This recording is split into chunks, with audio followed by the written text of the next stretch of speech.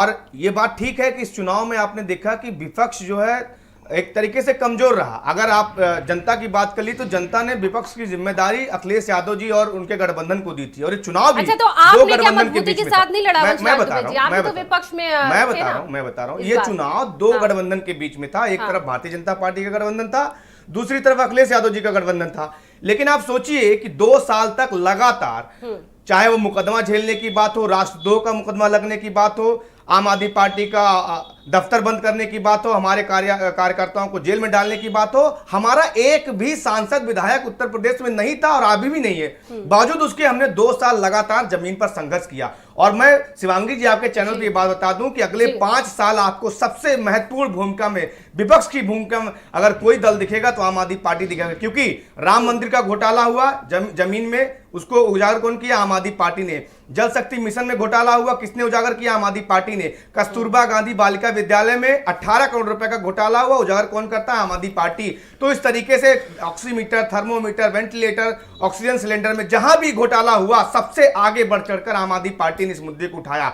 और ये बात ठीक है कि आज जनता इस बात को समझ रही है, उत्तर प्रदेश का आदमी भी समझ रहा है कि अब एक नया विकल्प के रूप में, विपक्ष के रूप में आम आदमी पार्टी। बाद आपने कहा कि आम आदमी पार्टी की मजबूत पकड़ होगी, और जैसा कि आप बता रहे हैं 5 साल बाद नहीं होगी। मैंने ये कहा कि अगले 6 महीने में हमारे पास एक पूर्ण राज्य हो गया है पंजाब। अगले 6 महीने में हम एक ऐसा मॉडल सेट करने जा रहे हैं जिसकी शुरुआत हो चुकी है। दिल्ली का मॉडल है कि यूपी में भी तो आई आम आदमी पार्टी। संजय सिंह लगातार कहते रहे फ्री बिजली, फ्री सब कुछ। इस बार संजय सिंह, अरविंद केजरीवाल भी कहते रहे। बिल्कुल, आप सोचिए कि हमारे चुनाव में आने मात्र से, शिवांगी जी, हमारे चुनाव में आने मात्र से यहाँ के तमाम दलों ने मुद्दों की बात शुरू कर दी। जिनका मुद्दा बिजली पानी नहीं था, वो भी कह रहे थे हम भी फ्री बिजली देंगे, हम भी स्कूल अच्छा करेंगे। ओपी सिंह जी, वंशराज दुबे जी ने कहा कि भाई उनका मॉडल था दिल्ली का, जिसको देखकर हर एक राजनीतिक दल ने उत्तर प्रदेश में फ्री पॉलिसी लागू कर दी। और अभी आप मंत्रिमंडल में देखिए, तस्वीरें में हम देखेंगे कौन कौन होगा। आपकी सरकार आ रही है, अगर यही चुनौतियां रही तो तस्वीर हो सकता है कुछ बदल जाए, जैसा कि अभी वंशराज दुबे जी कह रहे हैं।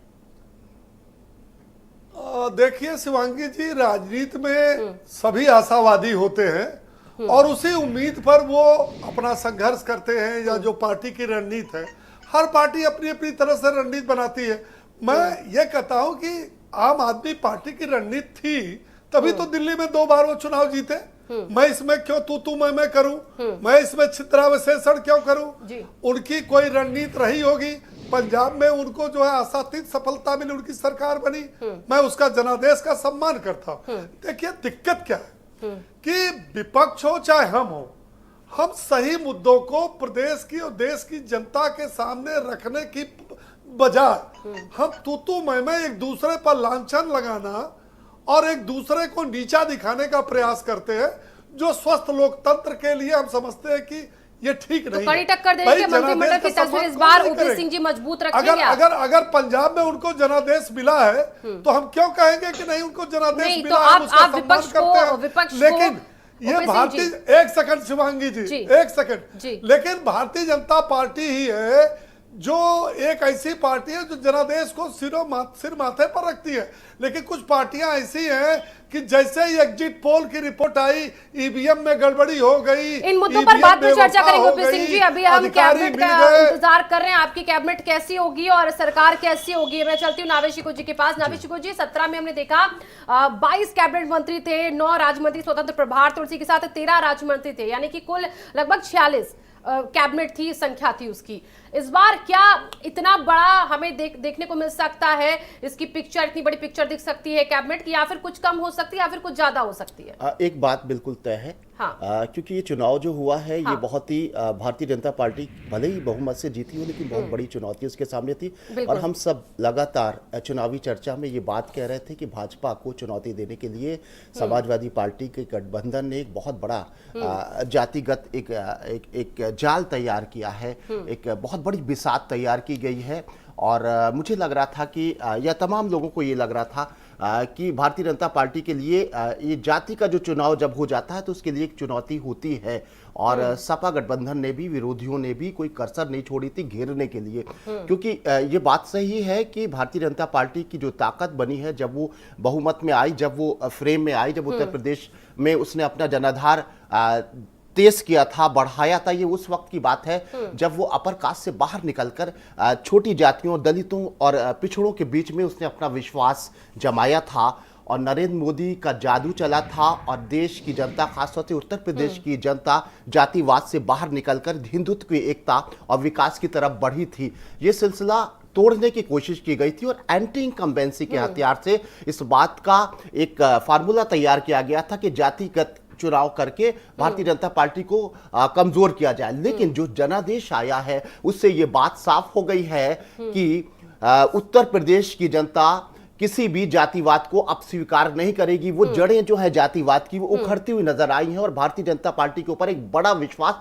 दलितों और पिछड़ों का है। इसलिए जो आपने कैबिनेट का जो एक पूरा कोलाज की बात की कि कितना बड़ा होगा, कितना उसका साइज होगा, किस तरह के लोग होंगे, तो मुझे लगता है कि जाति, दलितों और पिछड़ों का खास ख्याल रखा जाएगा क्योंकि उनका विश्वास को एक बार फिर से जगाया है और टूटते टूटते जहां तक विपक्षी दलों ने उसको तोड़ने की कोशिश की है, इस बात का बार बार पिछड़ों दलितों में विश्वास दिलाया कि भारतीय जनता पार्टी अगड़ों की पार्टी है।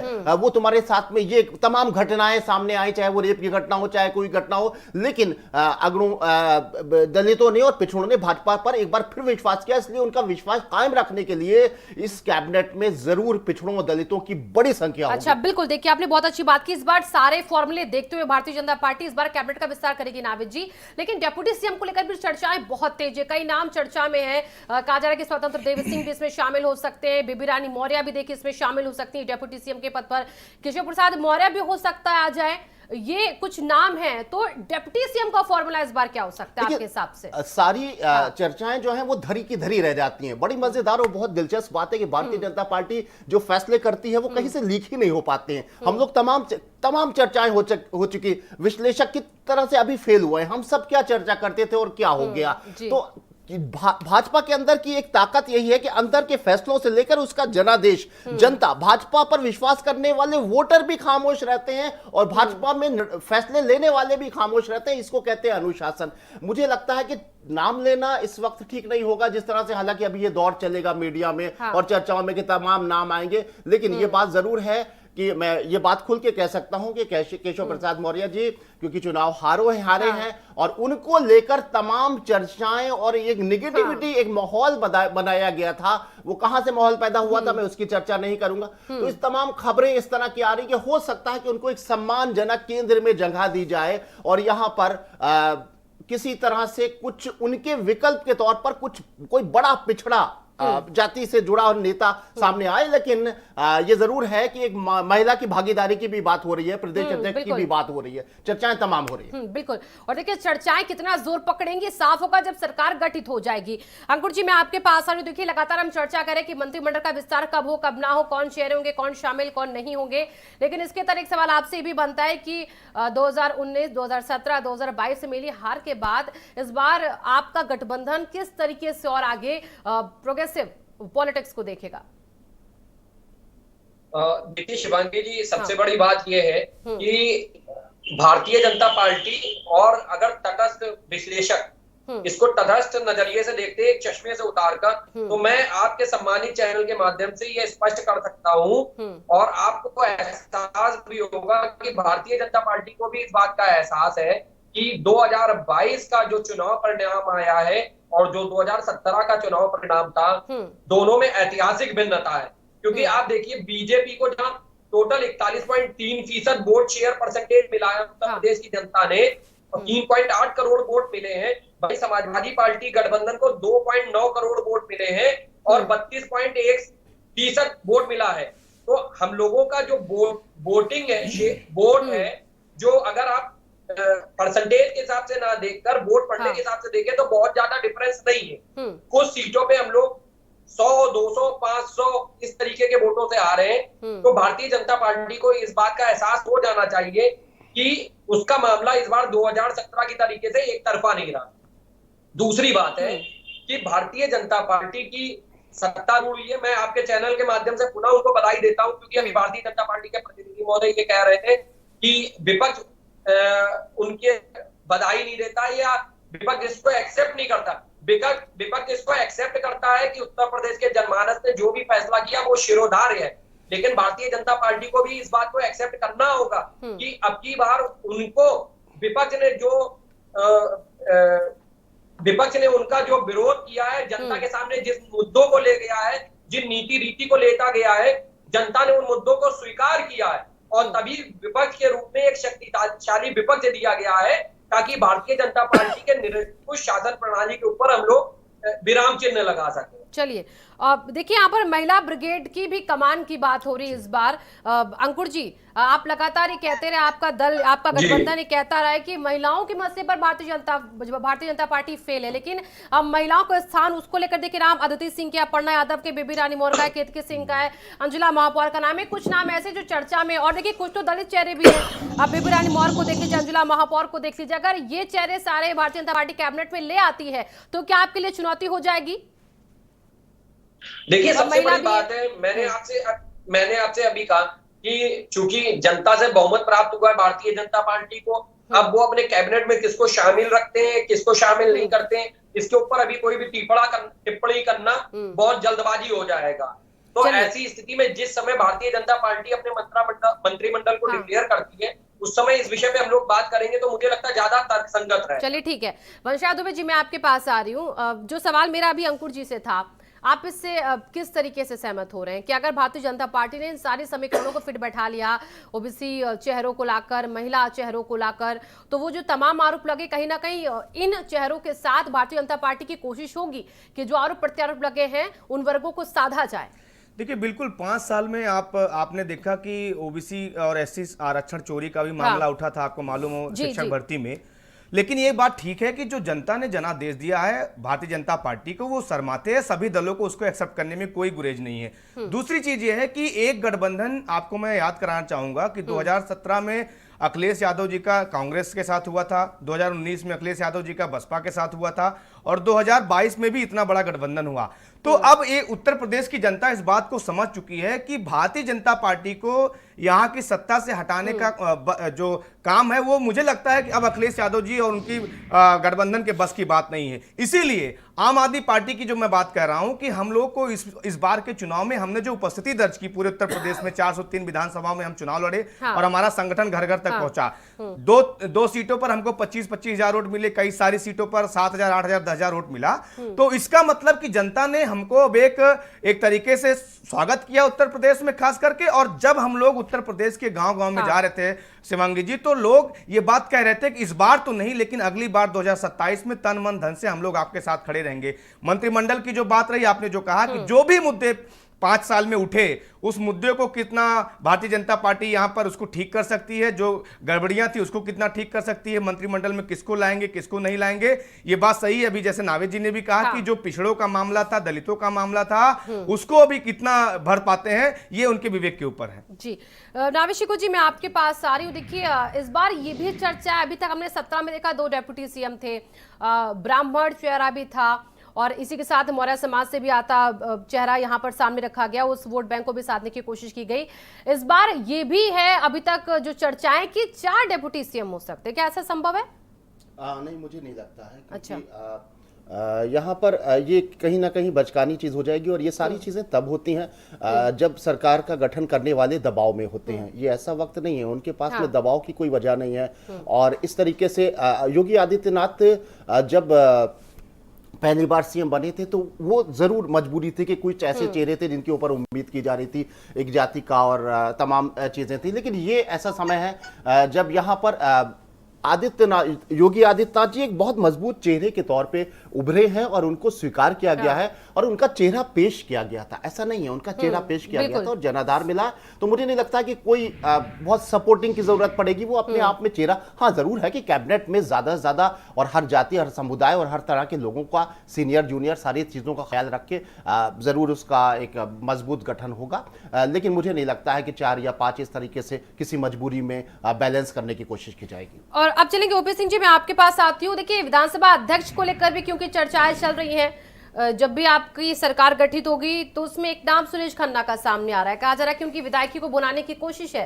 तो क्या ऐसा संभव लगता है आपको? आप तक कोई अपडेट है इसको लेकर? देखिए शिवांगी जी, पहली चीज तो आपकी आवाज बहुत साफ नहीं आ रही है। अभी वरिष्ठ पत्रकार नावेद सिको जी ने एक बहुत अच्छी बात कही इस डिबेट में। उन्होंने कहा कि जिन लोगों को भरोसा था कि हम जाति और धर्म के आधार पर ये बाजी मार लेंगे, वो तिलस्म 14, 17, 19 की तरफ 22 में भी टूट गया। मैं किसी पार्टी के परिप्रेक्ष्य में नहीं कह रहा हूं, बल्कि स्वस्थ लोकतंत्र और इस देश और प्रदेश के लिए बहुत अच्छा एक मैसेज गया कि जाति धर्म का तिलस्म टूटा। और एक और भी नई चीजें आई हैं। देखिए, फिर वही होगा कि साहब फला थे ढमाका थे। परिवारवाद और वंशवाद, इसको भी जनता धीरे धीरे नकार रही है। ये बहुत अच्छी बात। मैं किसी पार्टी के परिप्रेक्ष्य में नहीं कर रहा हूं, मैं एक स्वस्थ लोकतंत्र के और इस देश के हित के परिप्रेक्ष्य में ये बात कर रहा हूं। दूसरी बात महिलाओं की है।